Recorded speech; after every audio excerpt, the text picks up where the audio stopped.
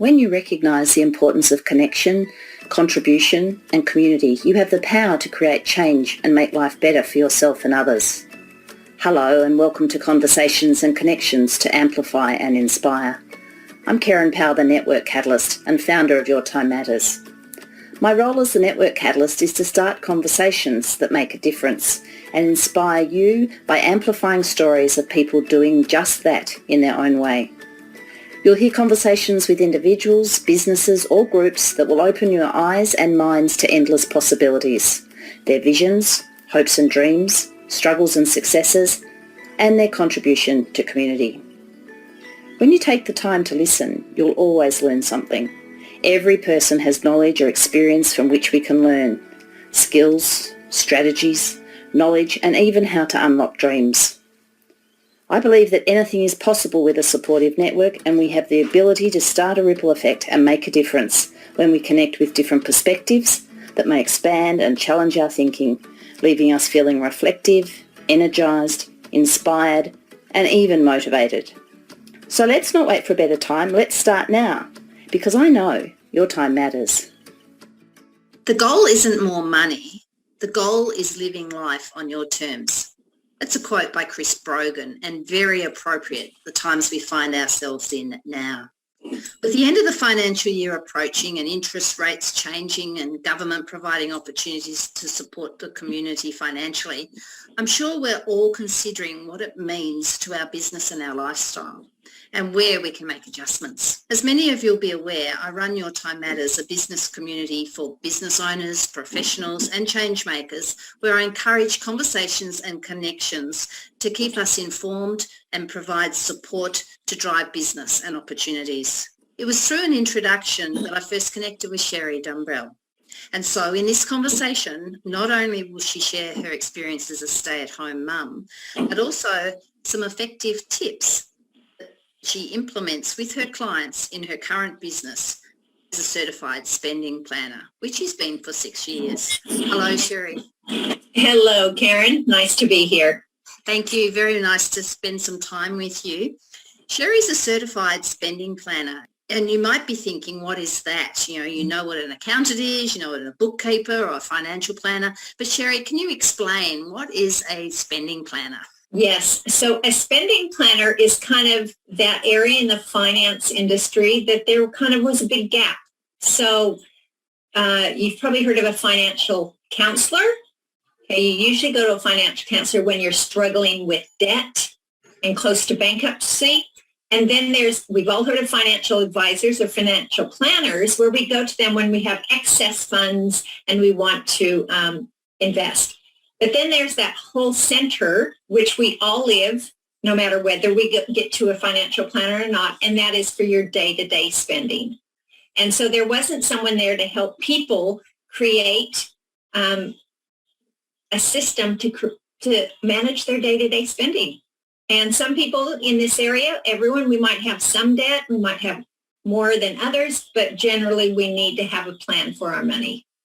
To the point that when my oldest was 12 and my youngest was 2, we used 6 months of the child endowment money to take us to the States for a month, because that was extra money, because we wanted to follow our money truth, which is what he actually brought home, and not rely on that. And so for me, I had to be really good with money because I had a goal to go home and visit my family. I'm the only one. I'm the one that left the nest. And so it was really important for me to be good with money. I also was very good with time management, and that's why what I do goes so hand in hand, because money and time. And so, yeah, I say to anyone who wants to stay home, it is so possible. And we did not accumulate any consumer debt either in those years. We just knew what our money truth was, and we kept to it. We didn't let other people and peer pressure influence us to buy the new car. In fact, I had a friend who used to say, Sherri, when are you going to update your van? Because I had the old box Mitsubishi van, and now the Tarago aerodynamic ones were coming up. And I said, oh, well, this is paid for. It works. It's great. And she kept asking me over the next year, when are you going to replace that? And then I realized that she was embarrassed that I was driving something, yet she always had the newest car. And I just thought, now, I'm not going to impress you, yet I'm stuck with a bill. And so we lived our own money truth, and I taught my children about money. And And would you say that was one of the biggest challenges that you had, what maybe other people were thinking of you or reflecting on your life, comparing it to theirs, do you think? Yeah, which is interesting because I grew up in America where it is so much keeping up with the Joneses, where I didn't find that so much when I moved to Australia.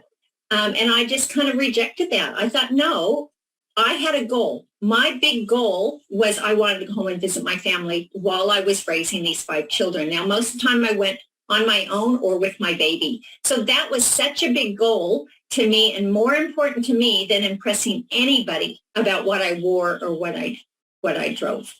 And so you have to have that really important why you want to be good with money. Otherwise, you will do things and use your money to impress others. And sometimes you're actually impressing yourself. And yet it's not very impressive when the debt comes in.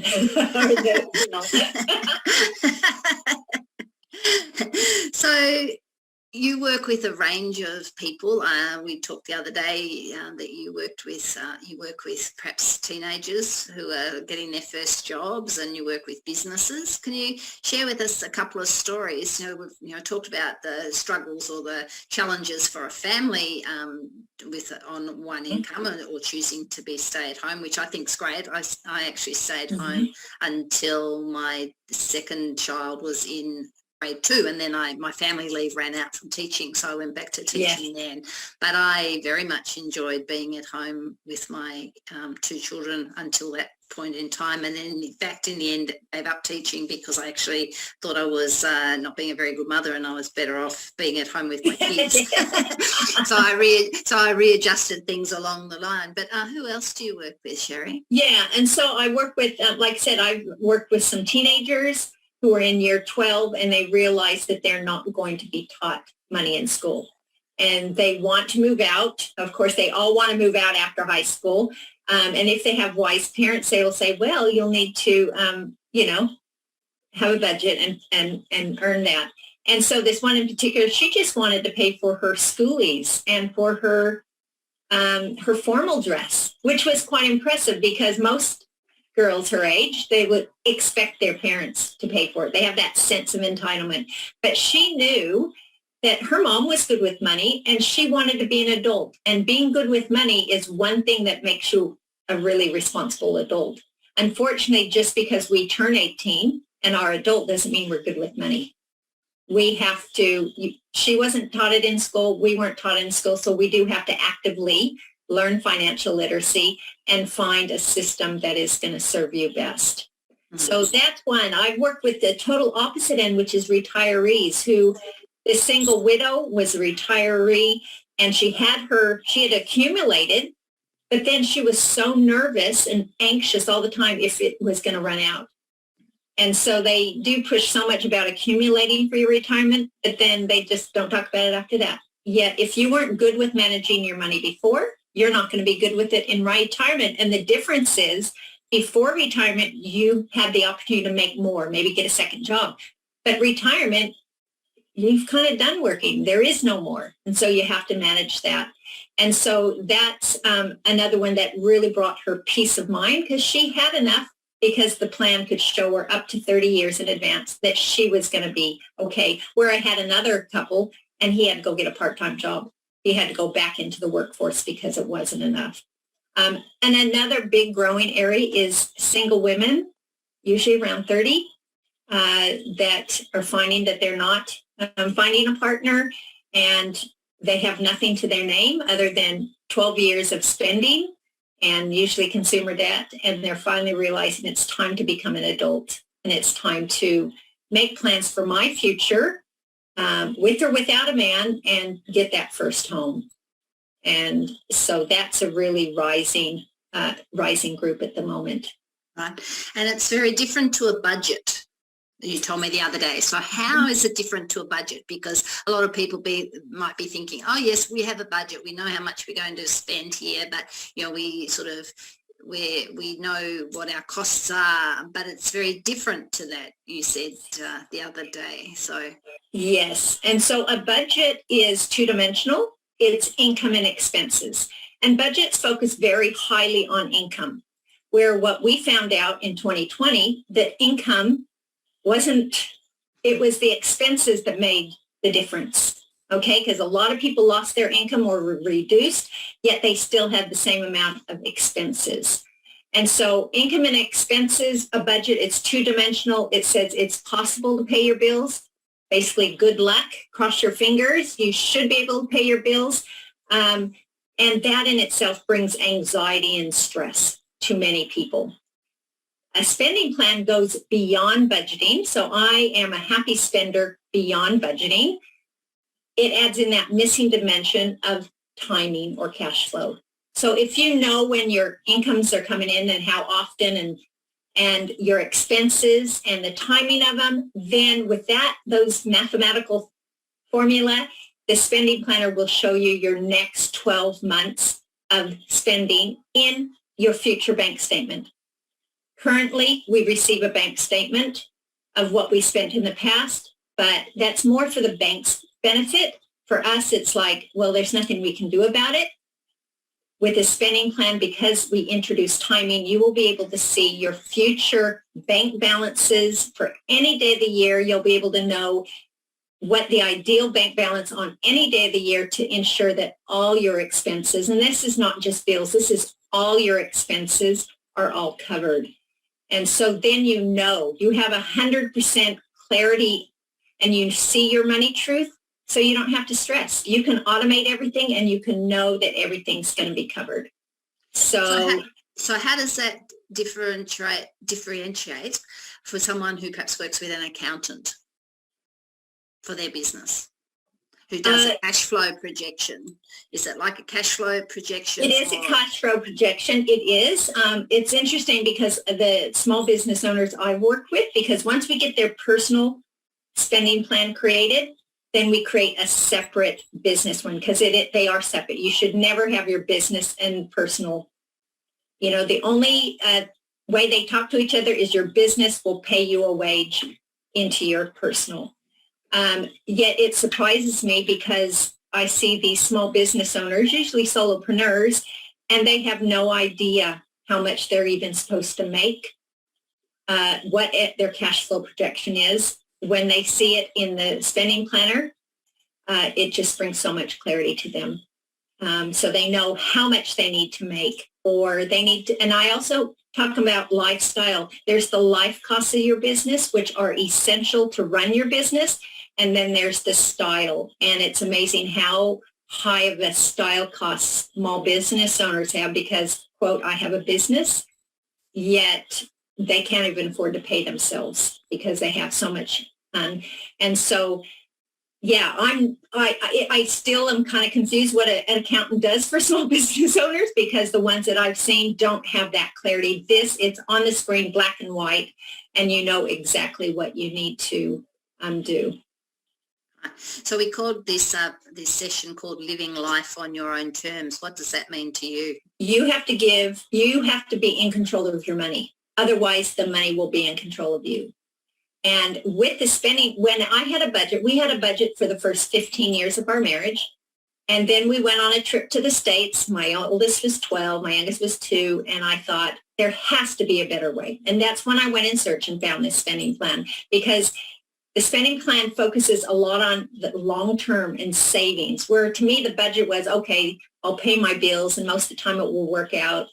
And so now I have full control over how I spend my money, because I can see it, and I give every dollar a job. There is not $1 that is not assigned to the 6 ways we spend our money. We all have 6 type expenses the way we spend our money, and every dollar is given a job. So if I don't get what I want, I can't blame anybody else. But I plan every cent, but I don't count every cent in that sense. A spending plan has brought me freedom in spending, because I know my limits. I know my boundaries. They're very, very clear. And yeah, so I'm living on my terms. And I do not, even when I had the 5 kids and had the spending plan, we had zero financial stress because I knew our truth, which it showed me. And then I was honest to my truth. And that's so important. I teach people you have to know your truth, which a budget is guessing. A spending plan shows it to you. And then you have to be honest. And if you are honest with your money truth and follow your plan, you are guaranteed to get whatever you want and that you've planned for in your plan. So it is on my terms. And I'm glad we've been able to get this conversation in because you're about to head off to the States for a visit to your family. So I am.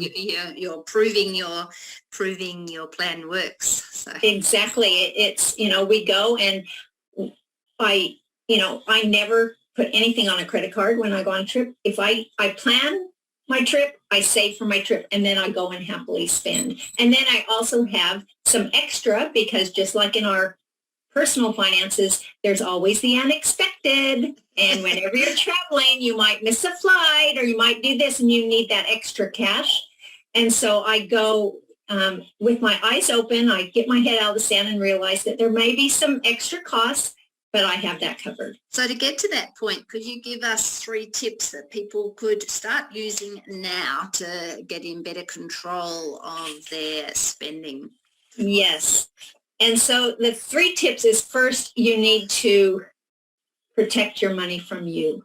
And how do you do that? You have to have an effective bank structure. The structure that we were taught, or when you first got your first bank account, when you got your job, was a bank account and a savings account. And in the bank account, you had your bill money, you had your spending money, you had maybe some other stuff all in the one account. And the thing is you never knew when to stop spending. And sometimes you would end up spending into your bill money. And so I teach an effective bank structure, which protects your money from you because you're going to be the one that's going to steal from yourself and sabotage, not anybody else. And so that would be the first thing, is to have a bank structure that covers the 6 ways we spend our money, which includes your weekly spending, your food, fuel, fun, and incidentals, your bills and regular expenses. Of course, we buy things. And then that's when we put our head in the sand and forget that we need to repair those things we buy and maintain them. And then we really forget that maybe we need to replace them one day. Like that fridge that we just bought, why not start saving for the next one? It would be maybe $1 a week. And so then you have that. And that happened to me. We had termites in our kitchen. We had to get a whole new kitchen. We had to get all new appliances in the one hit. And I immediately started to save so that when all those go, probably at the same time, I have money for them. And I don't even miss those few dollars a week. And then those once in a lifetime things like I'm doing next week. I'm going to the States for 5 weeks. And so everything that happens financially in life, we make a plan for, because there is nothing unexpected, even in death. And so we need to make a plan for that. And when you do that, you get so much peace of mind. It's when we put our head in the sand and hope things are going to get better, they don't. And with money, it usually gets worse and higher interest and higher what you have to repay back. Protecting your money from yourself. I really like that one. Yes. Because no one is going to do it. All the consumerism, they're all saying, you deserve this, but look at how many fingers are coming back to them. They really don't care about you. And so we need to break through all those consumer lies and really protect. We have to be the guardian of our money because everybody else is just trying to take it. True. So I like to ask a mystery question for people when they come to the YTM events, and particularly when we play Conversations Count, because not only does the question make you think about the answer, but people who are listening also get inspired to think about how they would respond as well. So what would be the biggest challenge you've ever had in your life? Oh, that is a big one. We never know because we get put on the spot and we brush over these things. But sometimes just need to sit with and think about it for a minute. Yeah, I think it would be relationships. because even, you marry someone, but you don't really, really know them. And even if you think you know them, you still don't know them. And so you're learning, and you have to swallow your pride and say you're sorry. And you have to do those things so that you can, because of course you think, oh, if it's never greener on the other side. And so, that's even someone you choose. And then you have these children, and they have their different personalities. And you have to, of course, oh, Mom, you love her more than me. No, you're different.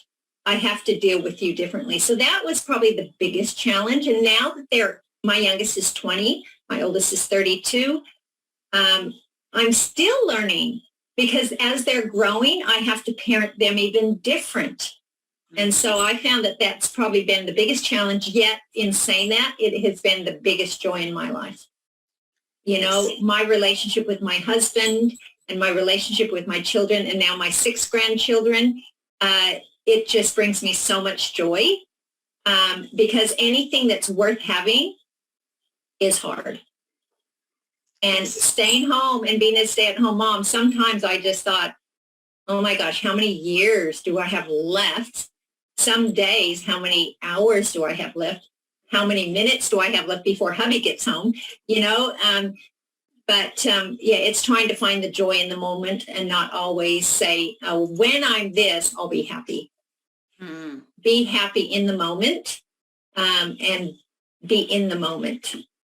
This is actually just an extension of that question, which has come into my head with listening to your response. Do all your family, children, do they all have different relationships with money? All my kids are pretty good, only because I taught them from very, very young. Of course, I had one who wanted to borrow money 2 months before he was getting married for a truck. He had a great, reliable car, and he wanted a truck. He wanted to be a man, and came to Mom, and I said no, because I'm not going to I'm not going to help my kids get into debt. I tell people the truth, and teach people to honor their money truth. And so I just said no. And that was a great blessing to him. He didn't realize it at the time, but it was. And so each of them have their different things. But as a parent, there's certain boundaries I do not let them cross. And I just did a podcast this morning myself on my Facebook Lives, and it was about the sandwich generation, that people a lot of times in our age group were the meat in the middle, the breadwinner, and we're trying to support our children who are dependent, or sometimes our adult children who are struggling. And then we have our aging parents on the other side. And so we're just feeling we have to manage our finances, our kids, and our aging. And that can become very, very stressful. But we have control about the ones younger than us, our children. We have full control to teach them and not become the bank to them. That if they can't afford it, like I say to my kids, then save for it. Of course, if there's an emergency and they need something, of course, we're there.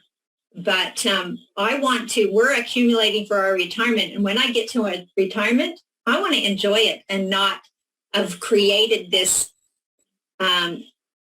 culture that my kids can just come and just borrow money because they didn't take the time to save for it. Yeah, excellent.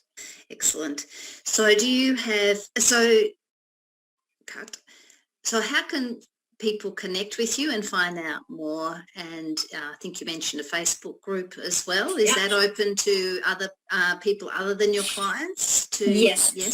Yes, it is. It's called Happy Spenders Beyond Budgeting, because that's exactly what I do. Is I teach people how to be a genuine happy spender. People said, oh, I'm a happy spending. I said, no, I'm talking you plan your spending, you save for it, and then you spend. So that's a genuine happy spender that I teach people. And we go beyond budgeting, meaning we go to that third dimension of timing, adding that in, which makes all the difference. It takes people from money stress to money success and financial peace within just even a few weeks. When they see their truth, it may be hard for a few days, but if you accept it and plan it, then you come out of that really quick and easy. And you think, wow, the truth really does make dreams come true, and you can resurrect your dreams. A lot of us have buried our dreams, people who have budgets, because they can't actually see when it can happen. Or with the spending plan, you can see the exact day you can buy that flight and do whatever it is, buy that first home deposit. And that gives you motivation, because you have to have your why. Your why is so important, because if you don't have a why, you're just going to waste your money on this, that, and everything. Very valid point.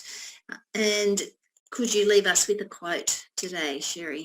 Yes. And my quote is, every child in Australia, and I'll add America, will become a money manager. They have no choice in the matter, but the choice is with the parents, whether their children become a good money manager or a bad money manager. The choice is yours. And one of the best gifts that we can give in life is the wisdom of money. And so be proactive and learn about a better way to manage your money, because there is something definitely proven other than a budget. Right. I hope the government is listening into this as well as they plan forward for us at the end of this financial year and as we head forward. And thank you so much for contributing to this session and sowing some seeds of thought for parents to take into how they can help support their children and be better money managers to achieve their dreams. And you have a wonderful, wonderful holiday to the States to catch up with your family and enjoy travelling with your son. Thank you. Thank you so much, Kerryn. Thank you. I hope you've enjoyed listening to Conversations to Amplify and Inspire with Kerryn Powell, and will subscribe so you don't miss out on future episodes. Let's make our conversations count so we can better connect, contribute, and build community. If you want to bring your vision to reality or seek to identify genuine access points to team up with your ideal client or strategic allies, let's arrange a conversation of our own and see how I can help you. Visit my website www.kerrynpowell.com.au. Bye for now.